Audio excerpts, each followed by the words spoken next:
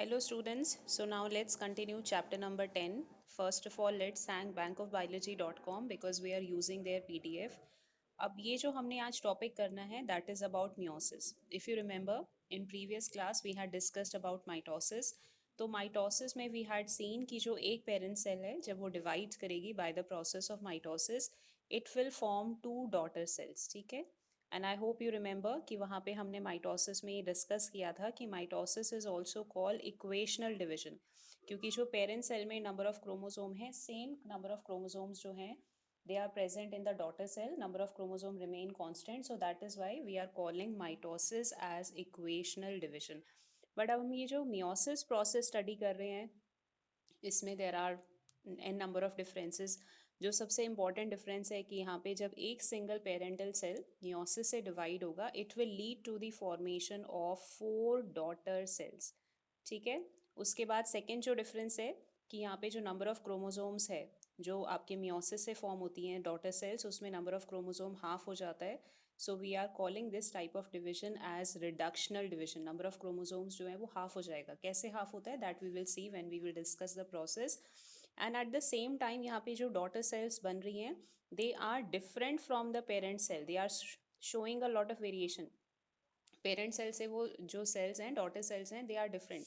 तो ये डिफरेंस, ये वेरिएशन कैसे अपीयर होता है, कैसे 4 डॉटर सेल्स बन रहे हैं, कैसे नंबर ऑफ क्रोमोसोम्स हाफ हो रहे हैं, that we have to discuss. तो ये जो हम डिस्कस करेंगे अभी meiosis, it is a type of cell division, मतलब ये सेल के डिवाइड करने का दूसरा मेथड है। फर्स्ट माइटोसिस हम ऑलरेडी डिस्कस कर चुके हैं। So during the process of meiosis we have two sub stages, two stages, meiosis 1 meiosis 2, ये दो स्टेजेस में प्रोसेस कंप्लीट होगा। और इसके अंदर भी जो 4 सब स्टेजेस हैं वो सेम है। प्रोफेस 1 है, मेटाफेस 1 है, एनाफेस 1 है, टीलोफेस 1 है। मियोसिस 2 में भी वही 4 स्टेजेस हैं, बस आप पीछे जो नंबर है वो 2 लग जाएगा। And this meiosis 2 is same as mitosis. इसको हमें दोबारा डिस्कस करने की भी ज़रूरत नहीं है।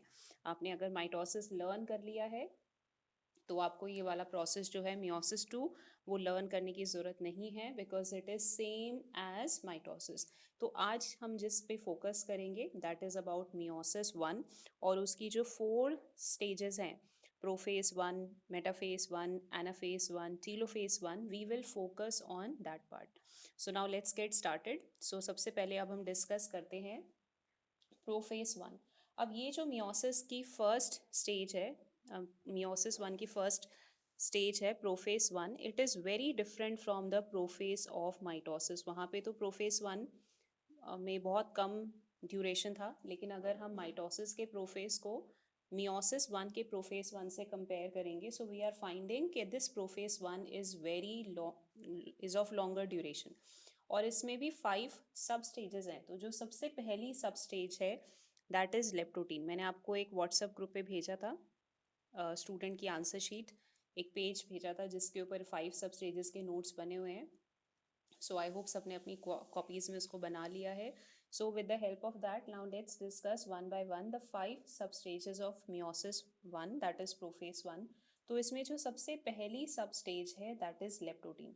अब ये जो लेप्टोटीन स्टेज होता है ऑब्वियसली मियोसिस 1 भी एस फेज के बाद होगा। ये मैंने आपको बताया था जब सेल सेल साइकिल प्रोसेस में एस फेज में एंटर होती है तो नंबर ऑफ क्रोमोसोम तो उतना ही रहता है, अमाउंट ऑफ डीएनए डबल हो जाता है। तो जब लेप्टोटीन फेज स्टार्ट होगी देन व्हाट वुड हैपन कि जो सेल के अंदर का न्यूक्लियस है, जैसे ये इनिशियली हमारी सेल है, प्लाज्मा मेम्ब्रेन है, this is the nuclear membrane, let's say this is the genetic material और we can say chromatin material. तो वैसे थिन थ्रेड लाइक स्ट्रक्चर्स में होता है and at this stage we are calling it as chromatin material. ये जब ऐसे thin thread like stages में इसको हम क्रोमैटिन मटेरियल बोलेंगे। Then this chromatin material will start undergoing, जैसे लेप्टोटीन स्टेज स्टार्ट होगी तो ये जो हमारा क्रोमैटिन मटेरियल था now it will start undergoing condensation and compaction and it will form chromosomes. तो जब ये आपका प्रोसेस स्टार्ट हो गया कि क्रोमैटिन मटेरियल क्रोमोसोम्स के फॉर्म में कंडेंस होना स्टार्ट हो गया है, that is the first event which is taking place during leptotene. उसके बाद ये जो न्यूक्लियर मेम्ब्रेन है ये अभी डिजोल्व नहीं होगी। This is the nuclear membrane, it will remain intact, वो अभी इंटैक्ट ही रहेगी। नेक्स्ट सब स्टेज में उसका जो डिसोल्यूशन प्रोसेस है वो स्टार्ट होगा। और ऑब्वियसली एस फेज में जब आपकी सेल डीएनए डुप्लीकेट करती है at that time pair of centriole also gets duplicated, तो ये जो पेयर ऑफ सेंट्रियोल डुप्लीकेट हुआ है ये भी अब थोड़ा सा सेपरेट होना स्टार्ट हो जाएगा जैसे नॉर्मल माइटोसिस में होता है। तो two main events are taking place during this sub stage. First इसमें इवेंट है कि जो क्रोमैटिन मटेरियल है वो कंडेंस हो रहा है क्रोमोसोम में, पॉइंट नंबर वन। सेकेंड जो इसमें इवेंट हो रहा है कि जो सेंट्रियोल का पेयर है now it will start separating, they will start moving towards the opposite poles और ends of the cell. Now let's discuss the second sub stage. First वाली तो बहुत ईजी है, इसमें दो ही आपके इवेंट्स हो रहे हैं। Now let's see what is the second sub stage of prophase one. अब ये जो हमारी सेकेंड सब स्टेज है, नेम्स थोड़े से ट्रिकी है नो डाउट, आपको इसको लर्न करने के लिए you will have to work hard. So second जो इसमें सब स्टेज है that is the zygotene. Okay, अब ये जो जाइगोटीन स्टेज है इसमें कुछ इंपॉर्टेंट इवेंट्स हो रहे हैं that we have to see. जैसे लेट्स से कि we are having a cell, okay, ये न्यूक्लियर, ये प्लाज्मा मेम्ब्रेन हो गई, ये हमारी न्यूक्लियर मेम्ब्रेन हो गई। और इस न्यूक्लियर मेम्ब्रेन के अंदर, न्यूक्लियस के अंदर, let's say we are having four pair of chromosome, एक ये वाला पेयर है और एक हमारा कुछ इस टाइप का पेयर है। मैंने दो अलग अलग कलर्स और शेप और साइज का डिफरेंस रखा है so that you can understand. तो मैंने यहाँ पे जो सेल लिया उसमें टू पेयर ऑफ क्रोमोसोम्स हैं, but if we are talking about human cell तो we know it has 23 pair of chromosome. So now what will happen during zygotene is that कि ये जो क्रोमोसोम्स होते हैं we know that they occur in the form of pairs और partners. जैसे इस red वाले का पार्टनर ये रेड वाला है क्योंकि उनका शेप, साइज, सेंट्रोमियर की लोकेशन सब कुछ सेम है। क्रोमोसोम्स हमेशा पार्टनर्स या पेयर्स के फॉर्म में एग्जिस्ट करते हैं। इस ग्रीन वाले का पार्टनर ये है, लेकिन सेल के साइटोप्लाज्म में क्रोमोसोम्स जो होते हैं वो रैंडमली मूव कर रहे हैं, ब्राउनियन मूवमेंट और other due to other phenomenon they are continuously moving. So now they need to find their partner. एक क्रोमोसोम कहीं है न्यूक्लियस के अंदर, दूसरा न्यूक्लियस के साइटोप्लाज्म में, जो न्यूक्लियर प्लाज्म है उसमें मूव कर रहा है, it is present at some other place. Now they have to find each other and they have to get attach with each other, they have to get paired with each other. So वो pairing जो process है वो start हो जाएगा। इसी को रब करके अब ड्रॉ कर लेते हैं कि जो क्रोमोसोम्स हैं अब वो अपने पार्टनर्स के साथ पेयर हो गए। जैसे रेड वाला जो था वो अपने पार्टनर के साथ पेयर हो गया because this was the first pair. जो ग्रीन वाला था वो अपने पार्टनर के साथ पेयर हो गया। सो दिस प्रोसेस जिसमें कि जो क्रोमोसोम्स हैं जो आपस में पार्टनर्स होते हैं, ऐसे क्रोमोसोम के लिए तो हम टर्म यूज करते हैं होमोलॉगस क्रोमोसोम। मतलब जो क्रोमोसोम्स बिल्कुल शेप में, साइज में, लोकेशन ऑफ सेंट्रोमियर में, मतलब जो आपस में फ्रेंड्स हैं, पार्टनर्स हैं, उसके लिए we are using the term homologous chromosome. तो ये जो होमोलॉगस था या पेयर ऑफ क्रोमोसोम्स है वो आपस में अटैच हो गए हैं। तो what is the first main event taking place during zygotene कि जो होमोलॉगस क्रोमोसोम्स हैं उनकी पेयरिंग स्टार्ट हो गई है, pairing of homologous chromosome has started. तो जब पेयरिंग स्टार्ट हो जाएगी इस प्रोसेस को, ये जब प्रोसेस पूरा कंप्लीट हो जाएगा, क्रोमोसोम्स आपस में ऐसे पेयर बना चुके हैं लेकिन फिर से ब्राउनियन मूवमेंट या रैंडम मूवमेंट की वजह से सेपरेट होने के चांसेस होते हैं। So in order to avoid that, अब ये जो पार्टनर क्रोमोसोम्स हैं इनके बीच में एक ऐसा ब्रिज लाइक स्ट्रक्चर बन जाएगा ताकि ये परमानेंटली एक दूसरे के साथ अटैच हो जाएं और फिर से रैंडम मूवमेंट से सेपरेट नहीं हो पाएंगे। सो ये जो ब्रिज लाइक स्ट्रक्चर बना है जो होमोलॉगस क्रोमोसोम्स को आपस में अटैच कर रहा है, this structure is called synaptonemal complex. ठीक है, this structure is called synaptonemal complex. और ये जो पूरा प्रोसेस है जिसमें कि होमोलॉगस क्रोमोसोम्स आपस में पेयर हो गए हैं, this process is called synapsis. तो what is the main event taking place during the zygotene कि जो पेयर्स थे क्रोमोसोम के, पार्टनर्स थे, वो आपस में एक दूसरे के साथ एक दूसरे को फाइंड करते हैं, फिर आपस में एक दूसरे के साथ अटैच हो जाते हैं with the help of synaptonemal complex. And this stage, ये जो आपका पूरा प्रोसेस है, this complete process will be called synapsis. तो सिनेप्सिस को हम कैसे डिफाइन कर सकते हैं? Pairing of homologous chromosomes where the chromosomes get attached with the help of synaptonemal complex. अब उसके बाद now when we are talking about this second substage zygote, तो यहाँ पे एक चीज़ आपकी एनसीईआरटी बुक में मेंशन है, हम उसको भी डिस्कस कर लेते हैं। देखो, जो हमारी फर्स्ट सब स्टेज थी लेप्टोटीन, उसमें न्यूक्लियर मेम्ब्रेन डिसअपियर नहीं हुई थी। यहाँ पे जो न्यूक्लियर मेम्ब्रेन है which is present around the nucleus that will start disappearing. Nuclear membrane disappear हो गई, प्लाज्मा मेम्ब्रेन इंटैक्ट रहती है। तो जो भी क्रोमोसोम्स थे अब उनको ज़्यादा अच्छे से जगह मिल गई है, they can utilize a whole space. तो अब वो ऐसे एक दूसरे के साथ अटैच हो गए हैं and they are using the whole space of the cell. यहाँ पे एक और टर्म भी जो यूज़ की गई है एनसीईआरटी में, that is the term which is valent. अब ये जो बाईवैलेंट टर्म होती है, इसको समझने के लिए आप ऐसे समझो कि जैसे आपके पास दो स्केल्स हैं। आप जो 15 सेंटीमीटर का स्केल यूज़ करते हो, आपने एक स्केल लिया और उसी के नीचे दूसरा स्केल बिल्कुल एग्जैक्टली उसी के नीचे रख दिया। ऊपर से अगर आप देखोगे तो आपको एक ही स्केल नज़र आएगा, क्योंकि दोनों तो आपने एक के नीचे एक हाइट कर दिए हैं। लेकिन अगर आप इनको ऐसे तो ये वाली जब स्टेज होती है, एक्चुअली होता क्या है कि एस फेज में क्रोमोसोम जब अपनी आर्म होती है, क्रोमेटिड आर्म, उसको पूरा डबल करता है। When it is doubling the amount of DNA, every chromosome is suppose to have two arms after it has completed S phase. होनी चाहिए हर क्रोमोसोम की दो आर्म्स, बट हमें दिखाई एक देती है माइक्रोस्कोप में। वाई? जैसे मैंने आपको यहाँ पे स्केल का एग्जांपल दिया, सेम प्रोसेस जो है वो क्रोमोसोम की आर्म्स के साथ भी हो रहा है। कि इस क्रोमोसोम की भी दो आर्म थी, लेकिन जो दूसरी आर्म है वो पहली आर्म के नीचे ऐसे बिल्कुल हाइड हो गई है। जैसे दो स्केल एक के ऊपर एक हम रख देते हैं, हमें एक ही नज़र आ रहा है। This chromosome also must be having a separate arm, but वो दोनों आर्म्स एक दूसरे के ऊपर ओवरलैप हो गई हैं। So we can see only one arm of each chromosome. So इस स्टेज पे हम क्रोमोसोम्स को बोलते हैं bivalent. Bi means two, means कि हमें जो पेयर है, जब हम पूरे पेयर को देख रहे हैं तो हमें दो ही आर्म्स नज़र आ रही हैं। नज़र तो फोर आनी चाहिए, but we are able to see only two because of the overlapping of the arms of the chromosome. So that is why this stage will be called bivalent. So with this we have completed all the points of second substage, that is the zygote. तो यहाँ पे जो हमारा second सबस्टेज था zygote, उसमें pairing of homologous chromosome होता है, synapses होगा, सिनेप्टोनीमल कॉम्प्लेक्स बनेगा, न्यूक्लियर मेम्ब्रेन डिसअपियर हो जाएगी, और जो क्रोमोसोम्स हैं वो हमें कैसे नज़र आ रहे हैं? We can see them in the form of a bivalent. Now let's start with the third substage. Third substage अब बहुत इंपॉर्टेंट है, and that third substage is called pachytene stage. Okay. अब जैसे कि हम छोटी क्लासेस से, आप सब लोगों ने बहुत छोटी क्लासेस से, सेवेंथ एट क्लासेस से या 9th 10th ऑनवर्ड्स भी आपने पढ़ा है कि जब भी जो भी ऑर्गेनिज्म सेक्सुअल रिप्रोडक्शन से यंग वंस बनाता है, so those young ones which are formed by the process of sexual reproduction, they are different from the parents.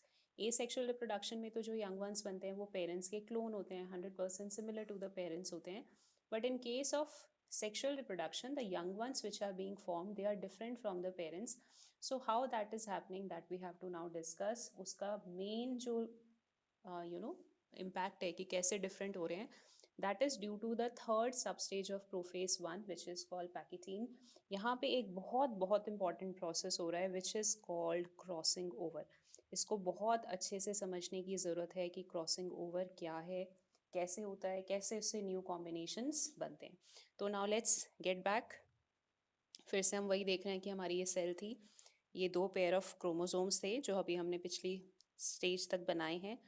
पहले तक तो इस तक जाइगोटीन तक तो ये बाइवेलेंट थे, means we could see only one arm of the each chromosome. Pair में हमें दो ही नजर आ रही थी। अब ये जो आर्म्स एक के ऊपर एक ओवरलैप थी, जैसे आपके पास एक स्केल है, उसके नीचे आपने दूसरा रखा हुआ है।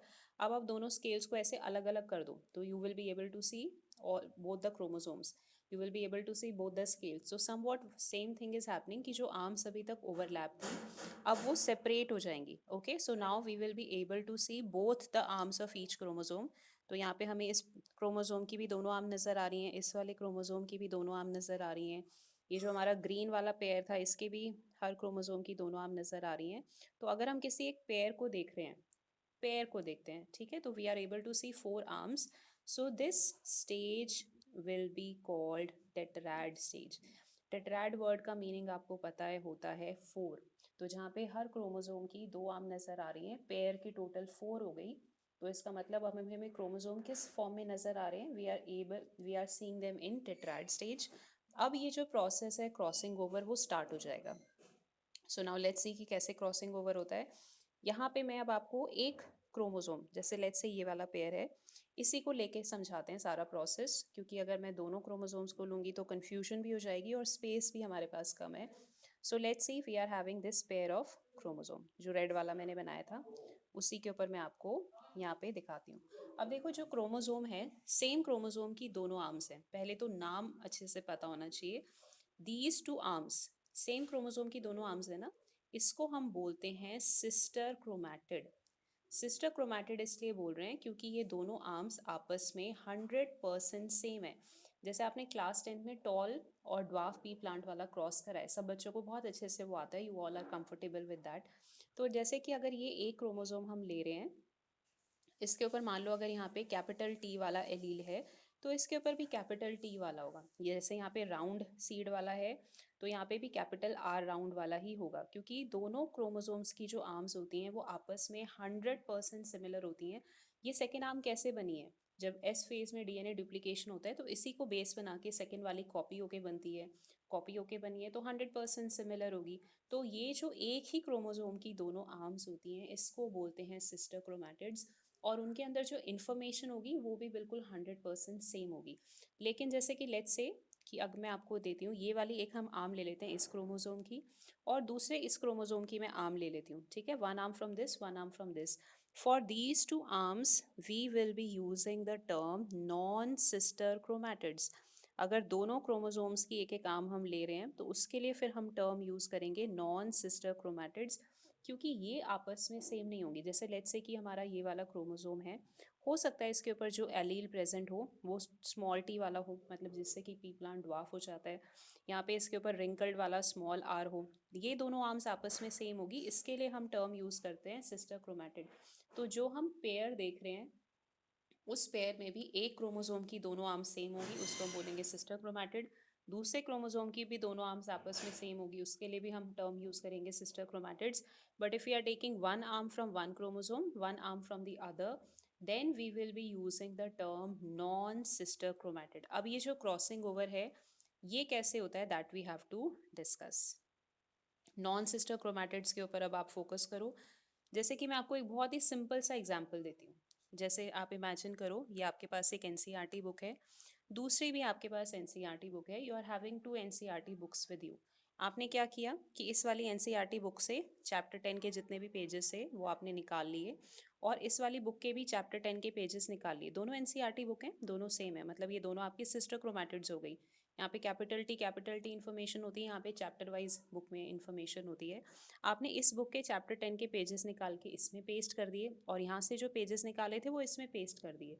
जब आप ऐसा काम करोगे कि आपके पास दो बुक्स थी, दोनों सेम थी, दोनों एनसीईआरटी थी, आपने दोनों बुक्स के चैप्टर 10 के पेजेस निकाले, एक्सचेंज करके पेस्ट कर दिया, तो क्या उससे कोई डिफरेंस क्रिएट होगा? नो। दोनों बुक्स आपकी सेम ही रहेंगी, क्योंकि दोनों बुक्स में जो ऑथर है, जो भी आपका एक्सप्लेनेशन है वो सेम है। बट तो ये what I am trying to say is that कि अगर आपने सिस्टर क्रोमैटिड्स में सेगमेंट को एक्सचेंज किया तो कुछ भी न्यू चीज़ नहीं बनेगी, वो पेरेंट के जैसा ही होगा। मान लो मैंने यहाँ पे इसको कट करा और इतने पोर्शन को भी कट करा और इनको एक्सचेंज कर दिया, तो दोनों पे स्मॉल टी था। वही एनसीईआरटी वाला एग्जाम्पल लो, स्मॉल टी आपस में आपने एक्सचेंज कर दिया, तो कुछ तो नया किया नहीं है, आपके क्रोमोसोम में कोई चेंज नहीं होगा। बट वी वांट कि जब क्रॉसिंग ओवर हो रहा है उस टाइम पे वी वांट कि कुछ चेंज होना चाहिए। वो चेंज तभी होगा जब हम नॉन सिस्टर क्रोमैटिड्स जो आर्म्स होती हैं उसको लेके आपस में एक्सचेंज करेंगे। अब जैसे कि मैं आपको एग्जांपल देती हूँ, let's take a different example कि एक हमारे पास एनसीईआरटी की बुक थी, ठीक है, और एक प्रदीप्स की या ट्रूमेंस की या किसी और पब्लिकेशन की बुक थी, ठीक है। This was our NCERT, this is some other publication, Trueman's और whatever you are having. आपने यहाँ से चैप्टर 10 टीयर कर लिया पेजेस, यहाँ से भी चैप्टर 10 के पेजेस टीयर कर लिए, और उसको आपने एक्सचेंज कर दिया। ये कोई दूसरी आपकी रिफ्रेशर है।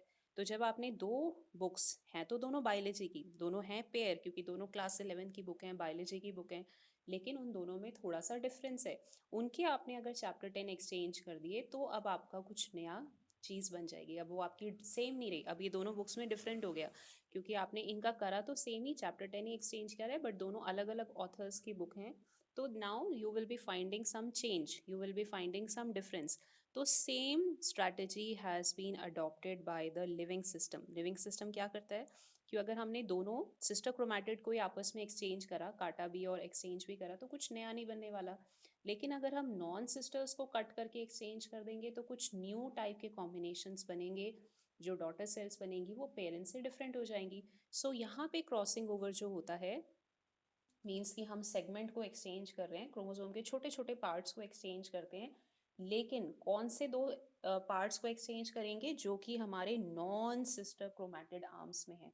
तभी कुछ फायदा होगा, तभी कुछ नया कॉम्बिनेशन बनेगा, जीन्स नई टाइप की बनेंगी, और जो डॉटर सेल्स हैं वो पेरेंट सेल से डिफरेंट हो जाएंगी। तो ये जो प्रोसेस है crossing over, this is also called recombination. और इस प्रोसेस को जो एंजाइम कंप्लीट करता है दैट एंजाइम, ये आपकी एनसीईआरटी बुक में मेंशन है, यू शुड नो दैट उस एंजाइम का नेम है recombinase enzyme.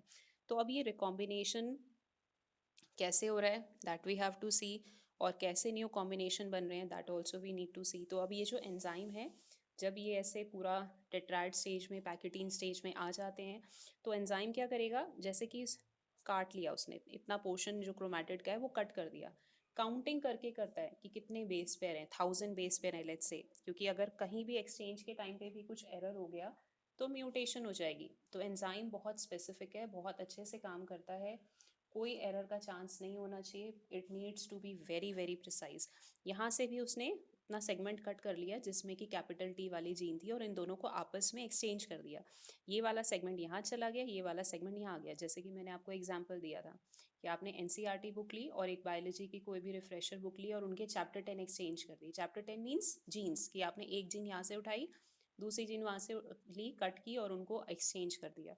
So once this exercise will be complete, now what we are finding is that कि जो हमारा क्रोमोसोम था, एक बार पूरा ही रब कर लेते हैं, न्यू बनाते हैं, कि जैसे लेट्स से ये हमारा फर्स्ट क्रोमोसोम है, this is the second chromosome. So now what would happen, इसके आर्म पे यहाँ पे कैपिटल टी था, क्योंकि इस आर्म को तो हमने छेड़ा ही नहीं है, इस वाले इसके साथ सेगमेंट एक्सचेंज किया है, और यहाँ पे स्मॉल टी था, इस इन दोनों का सेगमेंट एक्सचेंज किया। तो इस पे देखो अब क्रोमोसोम जो बना है उस पे कैपिटल टी स्मॉल टी हो गया, यहाँ पे क्रोमोसोम में कैपिटल टी स्मॉल टी हो गया। तो मतलब कुछ नया हो गया, पहले दोनों क्रोमोसोम्स ये वाले स्मॉल टी थे, ये वाले दोनों कैपिटल टी थे, बट अब ये जो प्रोसेस अब कंप्लीट हो गया, so now we are getting a new type of combination of gametes, gametes का नया कॉम्बिनेशन हमने बना दिया है, and that is capital T small T.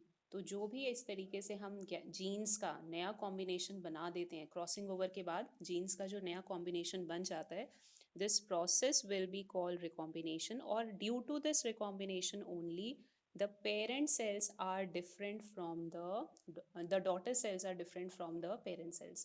इसीलिए जो भी ऑफस्प्रिंग सेक्सुअल रिप्रोडक्शन से बनते हैं उनमें हमें वेरिएशंस नज़र आती हैं, वो सेम नहीं होते। जैसे आप अपना फेस अपने पेरेंट्स के साथ कंपेयर करो, आपके थोड़े बहुत फीचर्स अपने फादर या मदर से मैच करते होंगे, बट 100% सेम नहीं है, there is a lot of change you are finding. तो वो चेंज कैसे आता है, यहाँ पे तो मैंने आपको एक एग्जाम्पल दिया है, ऐसे 23 पेयर्स होते हैं ह्यूमंस में, हर क्रोमोसोम पेयर में कुछ ना कुछ जीन्स ऐसे न्यू कॉम्बिनेशन बनाएंगी। तो देखो कितना सारा परम्यूटेशन कॉम्बिनेशन से न्यू टाइप ऑफ फीचर्स जो हैं वो फॉर्म हो जाएंगे। So this is the third sub stage, that is called pachytene. उसके बाद now let's discuss the fourth sub stage which is called diplotene. अब ये जो हमारी फोर्थ सब स्टेज है जिसको कि हम बोल रहे हैं डिप्लोटीन, होमोलोगस क्रोमोसोम ने पेयरिंग इसीलिए करी थी, सिनेप्सिस इसीलिए किया था ताकि वो क्रॉसिंग ओवर शो कर सकें, रिकॉम्बिनेशन हो जाए जीन्स का। अब वो काम सब कंप्लीट हो चुका है, so now these chromosome needs to separate from each other.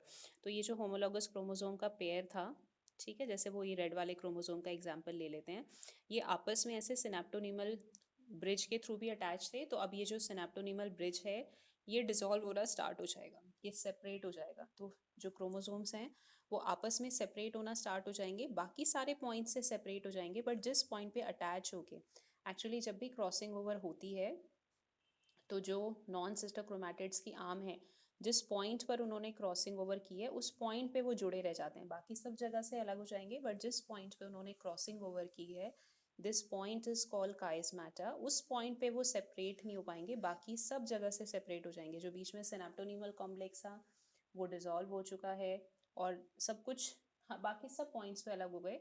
बस ये जो काइस्मेटा था जिस पॉइंट पे आपस में अटैच होकर उन्होंने अपने सेगमेंट एक्सचेंज करे थे, वो पॉइंट पर वो अभी सेपरेट नहीं हो पाते, rest everything has been separated. तो ये जो पॉइंट होता है क्रॉसिंग ओवर का, ये बनता तो पैकेटीन स्टेज में है, क्योंकि क्रॉसिंग ओवर तो पैकेटीन में हो चुकी है, बना तो ये वहाँ पर होगा, बट हमें माइक्रोस्कोप में नज़र आता है during the diplotene stage. So diplotene stage में हमें ये स्ट्रक्चर नज़र आ रहा है chiasmata, this is the point where the crossing over had occurred. So diplotene stage भी छोटी है, इसमें ज़्यादा कुछ है ही नहीं, 2 इवेंट्स हैं so that you can go through. उसके बाद लास्ट सब स्टेज आती है प्रोफेज 1 की, विच इज़ कॉल्ड डाईकाइनेसिस। अब ये जो डाईकाइनेसिस होती है, now let's see what is happening, कि जो हमारा काइस्मेटा था, जिस पॉइंट पे दोनों क्रोमोसोम्स अटैच थे अब वो धीरे धीरे डिसअपियर होना शुरू हो जाता है, टिप्स की तरफ मूव करता है। जैसे लेट्स से थोड़ा सा आपको इस तरीके से समझा देते हैं कि वो हमारा क्रोमोसोम पेयर है और ये काइस्मेटा पॉइंट है। ठीक है, अब ये धीरे धीरे जो काइस्मेटा है वो टिप्स की तरफ शिफ्ट हो रहा है, मतलब कि अब वो डिसॉल्व हो रहा है धीरे धीरे, क्रोमोसोम्स को वहाँ से डीटैंगल करने में हेल्प कर रहा है। अभी तक तो आपस में एक दूसरे के साथ यहाँ पे स्टिक थे, अब वो धीरे धीरे हट जाएं, पूरे तरीके से कंप्लीट हो जाएं। उसके लिए जो काइस्मेटा है वो टिप्स की तरफ शिफ्ट हो रहा है, मीन्स कि वो डिसॉल्व हो रहा है, सेपरेट हो रहा है from the arms. And this process जिसमें वो टिप्स की तरफ शिफ्ट होकर पूरा डिसॉल्व हो जाएगा ताकि दोनों क्रोमोसोम्स 100% कम्प्लीटली सेपरेट हो जाएं, this process is called terminalization of chiasmata. इसको हम टर्मिनलाइजेशन ऑफ काइस्मेटा कहते हैं। तो जब ये टर्मिनलाइजेशन ऑफ काइस्मेटा कंप्लीट हो जाएगा तो ये जो दोनों क्रोमोसोम्स थे उनकी 100% उनका सेपरेशन हो जाएगा। Now the arms are completely separated. और इन द मीन टाइम जो न्यूक्लियर मेम्ब्रेन थी वो पूरी तरीके से डिसॉल्व हो चुकी है, एक्स्ट्रा जितने भी सेल के ऑर्गेनल्स थे वो सारे डिसॉल्व हो चुके हैं। Now the cell is ready for the next stage that is called metaphase 1। तो यहाँ पे जो प्रोफेज 1 है वो थोड़ा सा कॉम्प्लिकेटेड है, इसका जो फ्लो चार्ट मैंने आपको क्लास में भेजा है प्लीज़ उसको कर लेना। तो ये मैं you can see it in the NCERT. So we are having 5 sub stages in the prophase 1. First is the leptotene, then we have zygotine, pachytene, diplotene, diakinesis. अब उसके बाद फिर हम स्टार्ट करते हैं meiosis 1। Now let's see what is happening during meiosis 1। जैसा कि हमने माइटोसिस के मियोसिस में मेटाफेज 1 सॉरी, तो मेटाफेज 1 जो हमारी सब स्टेज है, जैसे कि हमने माइटोसिस का मेटाफेज पढ़ा है, बिल्कुल उसी का सिमिलर है, बस there is a slight difference. जैसे मैंने वहाँ पे बताया था कि जो क्रोमोसोम्स हैं वो जो स्पिंडल फाइबर्स, सेंट्रियोल से स्पिंडल फाइबर्स निकलते हैं उसके साथ वो अटैच हो जाते हैं क्रोमोसोम्स, ठीक है, और बिल्कुल अलग अलग पोजीशन पे भी होंगे।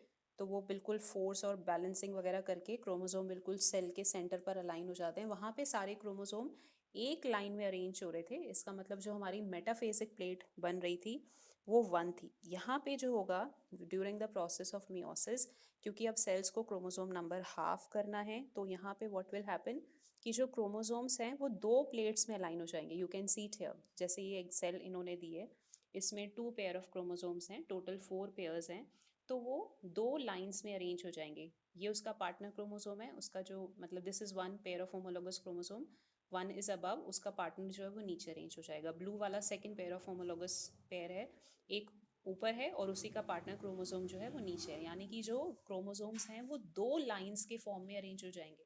तो इसका मतलब ये एक मेटाफेजिक प्लेट हो गई, this is the second metaphasic plate.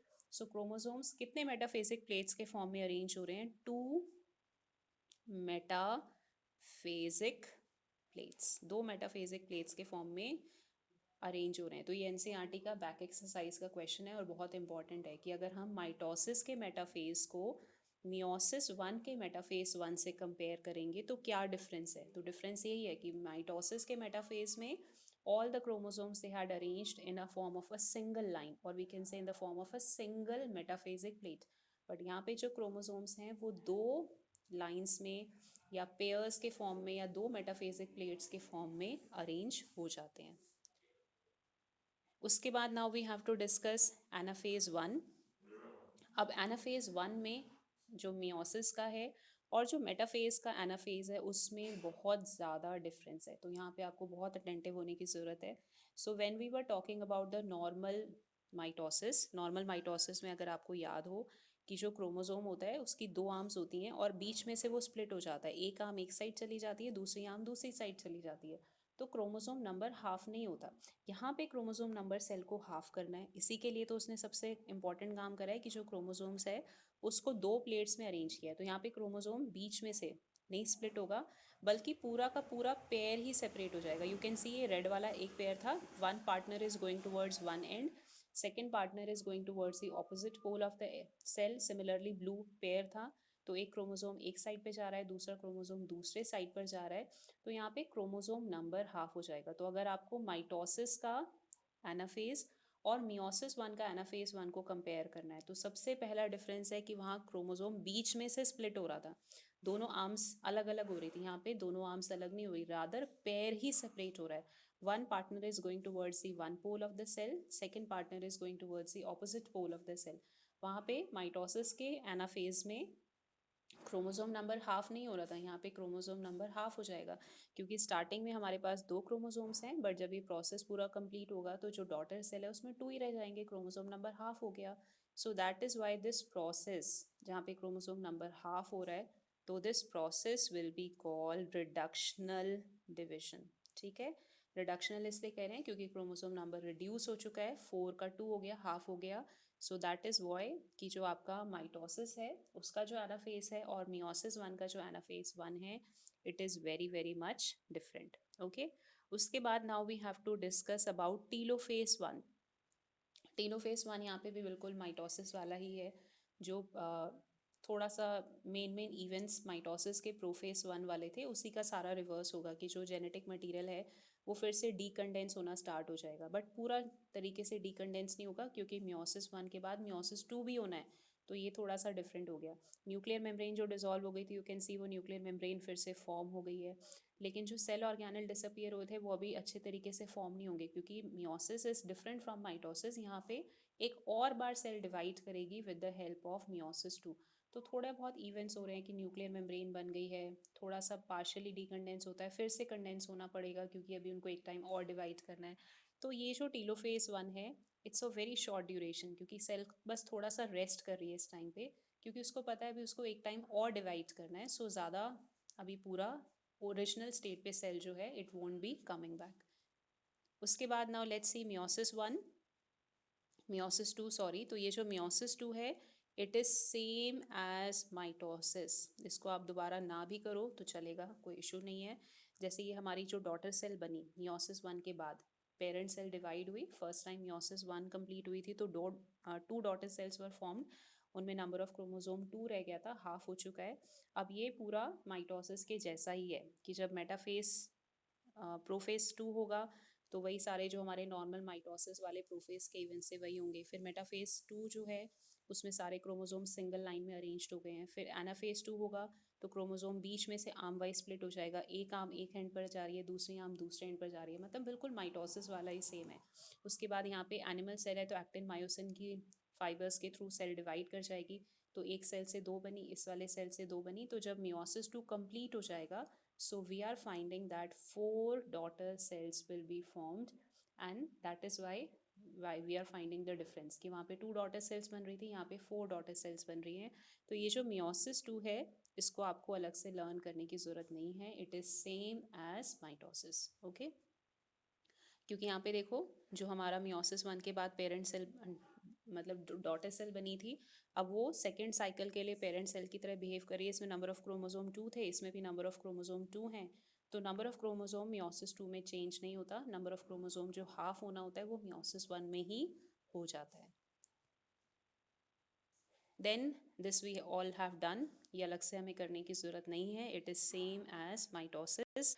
उसके बाद फिर हम ये करते हैं कि जो हमारा मियोसिस है उसकी इम्पोर्टेंस क्या है. Why the number of chromosome needs to become half during the process of meiosis.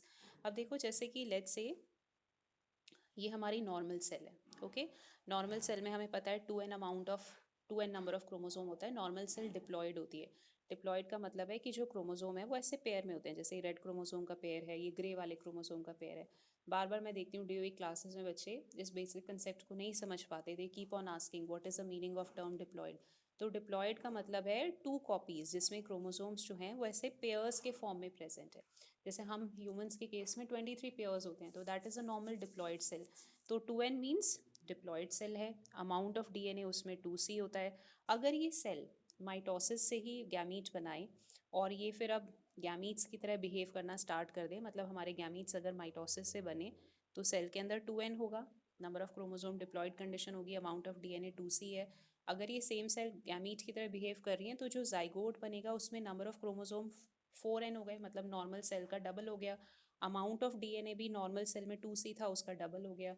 तो वी डू नॉट वांट, अगर हर जनरेशन में ऐसे क्रोमोसोम नंबर डबल डबल होता चला जाएगा, we won't be able to maintain the chromosome number constant, क्योंकि एक भी क्रोमोसोम नंबर चेंज होता है तो पूरा लार्ज स्केल पे म्यूटेशन होती है. यहाँ तो पूरा क्रोमोसोम सेट ही डबल हो गया, सो सेल के not afford that to happen. उसको डीएनए का अमाउंट भी कांस्टेंट रखना है नेक्स्ट जनरेशन में, नंबर ऑफ क्रोमोसोम्स भी कांस्टेंट रखने हैं. सो दैट इज वाई जहाँ पे भी गैमीट्स बनेंगे वहाँ पे वो माइटोसिस नहीं शो कर रहा है, वो मियोसिस शो कर रहा है.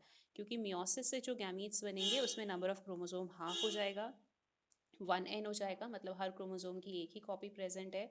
इस कंडीशन को हम बोलते हैं हैप्लॉइड्स. ठीक है. और अमाउंट ऑफ डीएनए भी आपको पता है, जब मियोसिस होती है अमाउंट ऑफ डीएनए भी हाफ हो जाता है, 1c ही रह जाएगा, 2c नहीं रहेगा, इट विल बी 1c. तो ऐसे जब गैमीट्स दो फ्यूज करेंगे तो जो हमारा जाइगोट बनेगा, उस जाइगोट में नंबर ऑफ क्रोमोसोम्स कितने हो गए, you can see number of chromosome हो जाएंगे 2n, इसका 1n, इसका 1n ऐड हो गया, अमाउंट ऑफ डीएनए इसका 1c ऐड हो गया. तो अमाउंट ऑफ डीएनए भी कांस्टेंट रहता है, नंबर ऑफ क्रोमोसोम्स भी हैं वो कांस्टेंट रहते हैं. So that is why cell हमेशा जो भी गैमीट्स बनाती है वो मियोसिस से बनाती है, ताकि नेक्स्ट जनरेशन में नंबर ऑफ क्रोमोसोम्स और number of amount of DNA वो जो है हमारा कांस्टेंट हो. That is the first main advantage of meiosis. उसके बाद इसमें सेकेंड एडवांटेज भी है. सेकेंड एडवांटेज ये है कि इससे जेनेटिक वेरिएशंस होती हैं, जो भी डॉटर सेल्स बनेंगी वो पेरेंट से डिफरेंट होती हैं, and that is very much required for the process of evolution. ये आप लास्ट ईयर चैप्टर 10 क्लास 10 में एवोल्यूशन वाले उसमें पढ़ चुके हो कि वेरिएशंस जो होती हैं सेक्सुअल रिप्रोडक्शन से, वही एवोल्यूशन के लिए रिस्पॉन्सिबल है. तो ये वेरिएशन कैसे आ रही है, with the help of crossing over, जो कि पैकेटीन में हुआ था during prophase 1 of meiosis 1. So I think with this we have done the chapter. Just go through the chapter once, and whatever doubts you are having, we can discuss it in the next class. Thank you, students.